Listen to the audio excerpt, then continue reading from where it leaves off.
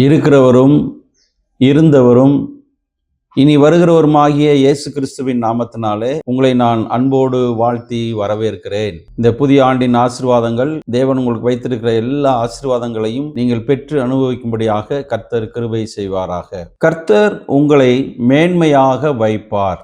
கர்த்தர் உங்களை மேன்மையாக வைப்பார். உபாகமம் 28ஆம் அதிகாரம் 1ஆம் வசனம். இன்று நான் உனக்கு விதிக்கிற உன் தேவனாகிய கர்த்தருடைய கட்டளைகளின்படி எல்லாம் செய்ய நீ கவனமாய் இருக்கும்படிக்கு அவர் சத்தத்திற்கு உண்மையாய் செவி கொடுப்பாயானால் உன் தேவனாகிய கர்த்தர் பூமியில் உள்ள சகல ஜாதிகளிலும் உன்னை மேன்மையாக வைப்பார்.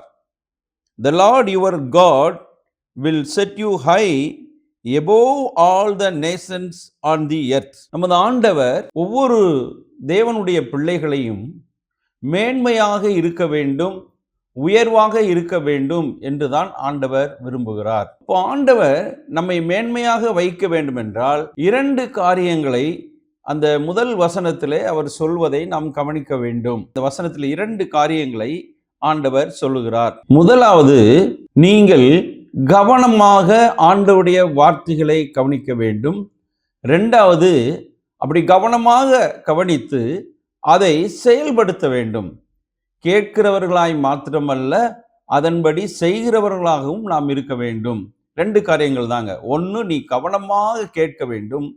2வது, நீ கவனமாய் கேட்டதை நீ செயல்படுத்த வேண்டும்.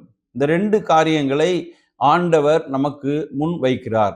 இந்த 2 காரியங்களையும் ஆண்டவர் விதிக்கிற அந்த கட்டளைகளையும் கற்பனைகளையும் நாம் கவனமாய் கேட்டு அதன்படி செய்தால் கர்த்தர் நம்மை மேன்மையாக வைப்பார். அருமையானவர்களே, தேவன் தம்முடைய பிள்ளைகளை ஆசீர்வதித்து, தேவன் தம்முடைய பிள்ளைகளை உயர்த்தி, தேவன் தம்முடைய பிள்ளைகளை மற்றவர்களுக்கு ஆசீர்வாதமாக வைப்பதுதான் தேவனுடைய ஆசையும் விருப்பமும். ஆண்டவர் ஆபிரகாமை அழைக்கும் போது சொன்னார், நான் உன்னை ஆசீர்வதிக்கவே ஆசீர்வதித்து திரளாய் பெருக பண்ணுவேன் என்று சொல்லித்தான் ஆண்டவர் அவனை ஆசீர்வதித்தார். வானத்தின் நட்சத்திரங்களைப் போல உன் சந்ததியை பெருக பண்ணுவேன் என்று சொன்னார். கடற்கரை மணலை போல உன்னுடைய சந்ததியை நான் பெருக பண்ணுவேன் என்று சொன்னார்.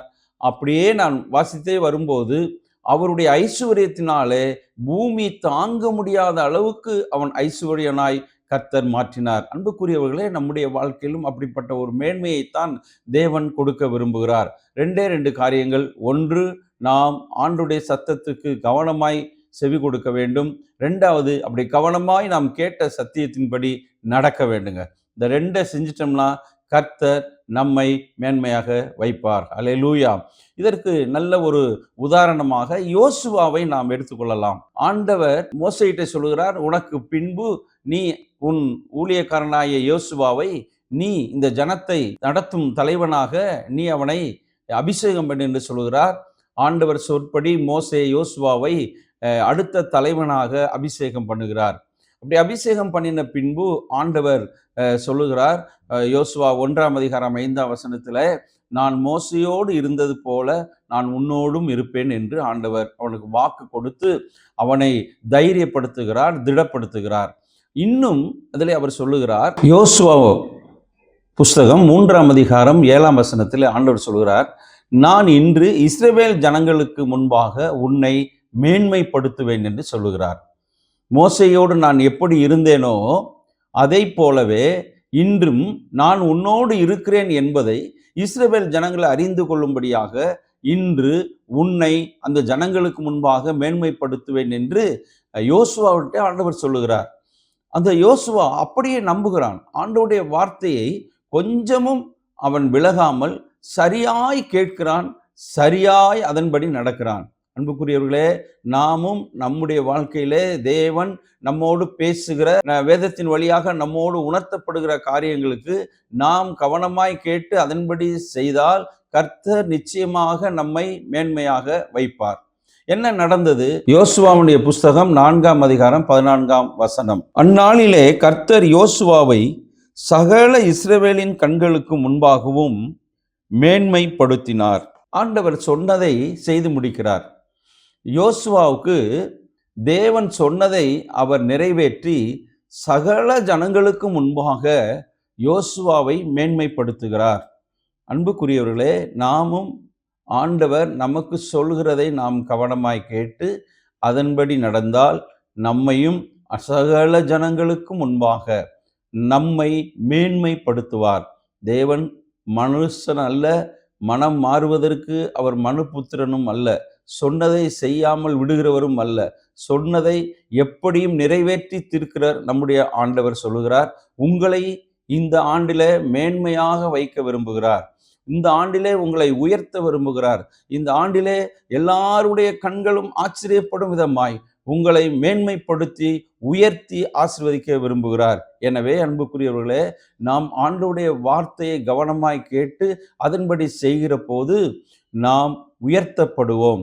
இந்த யோசுவாவை தேவன் உயர்த்தினார். அப்படி மேன்மைப்படுத்தின போது மோசேக்கு எப்படி ஜனங்கள் எல்லாரும் பயந்தார்களோ அதை போல கடைசி நாட்கள் வரைக்கும், யோசுவாவினுடைய ஆயுசு நாட்கள் வரைக்கும் இஸ்ரவேல் ஜனங்கள் பயந்திருந்தார்கள் என்று வேதம் சொல்கிறது. அன்பானவர்களே, நமக்கு தேவன் எல்லாவற்றிலும் நம்மை உயர்த்துகிற போது நமக்கு இந்த பூமியில் இருக்கிற ஜனங்கள் எல்லாம் பயந்து நடுங்கும்படியான ஒரு சூழ்நிலையை உருவாக்குவார். ஆண்டவர் சொன்னதை செய்யும் அளவும் அவர் கைவிடவே மாட்டார். அவர் கையை நெகிழ விட மாட்டார். ஆண்டவர் சொன்னதை நிறைவேற்றியே தீருவார். 2 சாமுவேலின் புஸ்தகம் 23ஆம் அதிகாரம் 1ஆம் வசனம். மேன்மையாக உயர்த்தப்பட்ட தாவீது சொல்லுகிறதாவது என்று அந்த வசனம் ஆரம்பிக்கிறது. இப்ப தாவீதை நீங்கள் வேதத்தின் வழியாக நீங்கள் வாசிக்கிற போது தாவீது ஒரு 8வது மகன். இந்த 8வது மகன் கடைசி பையன். வீட்டிலே அவன் எல்லோருக்கும் சந்தோஷம் கொடுக்கிற ஒரு இளைய குமாரனாய் இருக்க வேண்டிய அவன், எல்லாருடைய அன்புக்கும் பாத்திரமாய் இருக்க வேண்டிய அந்த தாவீது இப்பொழுது காட்டிலே ஆடு மேய்த்து கொண்டிருக்கிறான். 7 சகோதரர்களும் வீட்டிலே நல்ல சந்தோஷமாய் ஆடம்பரமாய் வாழ்ந்து கொண்டிருக்கிறார்கள். ஆனால் 8வது தாவீதோ காட்டிலே வாழ்ந்து கொண்டிருக்கிறான். ஆடுகளின் பின்னே அவன் அலைந்து கொண்டிருக்கிறான். ஆண்டவர் அவனை பார்த்து அவனை உயர்த்துகிறதை நாம் பார்க்கிறோம். அவர் தான் சொல்லுகிறார், என்னை மேன்மைப்படுத்தின கர்த்தர் என்று சொல்லி அவன் சொல்லுகிறான். அன்புக்குரியவர்களே, தாவீதினுடைய வாழ்க்கையை நீங்கள் பார்க்கிற போது அவன் அபிஷேகிக்கப்பட்ட பின்பும் அரியணை ஏற முடியாத ஒரு சூழலிலே அலைந்து திரிந்ததை நாம் பார்க்கிறோம். அவன் அபிஷேகம் பண்ணப்பட்டு விட்டான். அப்படி அபிஷேகம் பண்ணப்பட்ட உடனே சவுலிடத்தில் இருந்த ஆவியானவர் விலகி அவனுக்குள்ளே ஒரு பொல்லாத ஆவியானவர் வந்து விடுகிறார். அப்போ தாவீதை கொல்லுவதற்காக அவன் தன்னுடைய படை வீரர்களோடு தாவீதை விரட்டி செல்கிறான். இவன் விரட்டுகிறான். அவன் காடுகளில் அலைந்து திரிகிறான். சாவுக்கு பயந்து எங்கெங்கெல்லாம் மலைகளிலும் காடுகளிலும் திரிந்தான். கடைசியில் ஆண்டவர் அவனை என்ன செய்தார்? மேன்மையாக உயர்த்தினார். சகல சமஸ்த இஸ்ரவேல் ஜனங்களுக்கும் அவன் தலைவனாக ஆண்டவர் உயர்த்தினார்.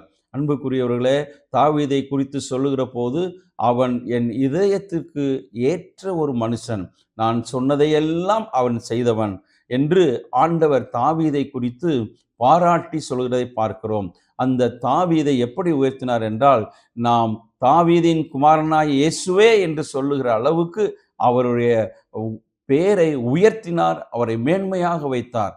நல்ல செல்வ செழிப்புல எல்லா விதமான ஆசீர்வாதங்களையும் தாவீதுக்கு கொடுத்து அவனை மேன்மைப்படுத்தி உயர்த்தினார். அவனுடைய வாழ்க்கையில நல்ல சாலமோன் என்கிற ஒரு ஞானியையும் ஆண்டவர் கொடுத்து இந்த ஆசீர்வாதத்தை அவனும் பெற்றுக்கொண்டான். அவனும் ஒரு பெரிய ஆசீர்வதிக்கப்பட்டவனாய் இருந்தான். 2 பேருமே தேவனுடைய வார்த்தைக்கு செவி கொடுத்தார்கள். தேவன் சொல்லுவதை கேட்டார்கள். தேவன் சொல்லுவதை செய்தார்கள். அதே போல யோசுவாவும் தாவீதும் செய்ததை போல நாமும் செய்வோமேயானால் கர்த்தர் நம்மை மேன்மையாக வைப்பார். ஆமேன், அல்லேலூயா. 3வதாக மொர்தெகாயை பற்றி நாம் பார்ப்போம்.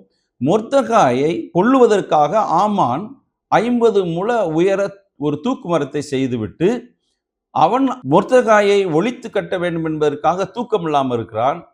இவன் அரண்மனை வாட்ச்மேன், இவன் தூக்கம் இல்லாமல் இருக்கிறான். அந்த நேரத்தில் ராஜாவாகிய அகஸ்வேருக்கும் தூக்கம் இல்லை. 3 பேரும் வெவ்வேறு விதங்களிலே தூக்கம் இல்லாமல் இருக்கிறார்கள். அப்பொழுது ஞாபக புஸ்தகம் ஒன்று அவருக்கு முன்பாக வாசிக்கப்படுகிறது. அப்பொழுது மொர்தகாய் என்பவன் ராஜாவுக்கு தீங்கு செய்ய நினைத்தவர்களை கண்டுபிடித்து அதை ராஜாவுக்கு அறிவித்தான். ஆகையினாலே ராஜாவுக்கு அந்த தீங்கிலிருந்து காப்பாற்றப்பட்டார் என்று எழுதப்பட்டிருக்கிறது. உடனே அகாஸ்வேரு ராஜா சொல்கிறான், இப்படிப்பட்ட செயலை செய்த மொர்தகாய்க்கு ஏதாவது வெகுமதி கொடுக்கப்பட்டதா என்று கேட்டபோது வெகுமதி கொடுக்கப்படவில்லை என்று சொல்லுகிறார்கள். அப்பொழுது ஆமான் என்ன செய்கிறான், முற்றத்தில் வந்து நிற்கிறான். எதற்காக நிற்கிறான்? மொர்தகாயை தூக்கு மரத்திலே ஏற்றி கொள்ள வேண்டும் என்று உத்தரவு பெறும்படியாக அவன் வந்து நிற்கிறான். இந்த ராஜாவுக்கு தூக்கம் வரவில்லை. அவனுக்கு மொர்தகாயை கொல்ல வேண்டும் என்பதனால, அந்த ஒரு ஏக்கத்தினாலே, வெறியினாலே அவனுக்கு தூக்கம் வரவில்லை. மொர்தகாய்க்கு வந்து அரண்மனை வாசல் காக்கிற வேலை இருந்தனால அரண்மனை வாசலில் மொர்தகாய்க்கும் தூக்கம் இல்லை. இந்த 3 பேரும் அங்கே இருக்கிறார்கள். அப்பொழுது மொர்தகாய் தூக்கி போட வேண்டும் என்று அகாஸ்வேர் ராஜாவிடத்திலே கேட்கும்படி வருகிறான். அப்பொழுது யார் அந்த முற்றத்திலே நிற்கிறது என்று கேட்கிற போது ஆமான் வந்திருக்கிறார் என்று சொல்லுகிறார்கள். ஆமான் வந்த உடனே அவர் கேட்கிறார், ராஜா கணம் பண்ணுகிற மனிதனுக்கு என்ன செய்ய வேண்டும் என்று கேட்கிறான்.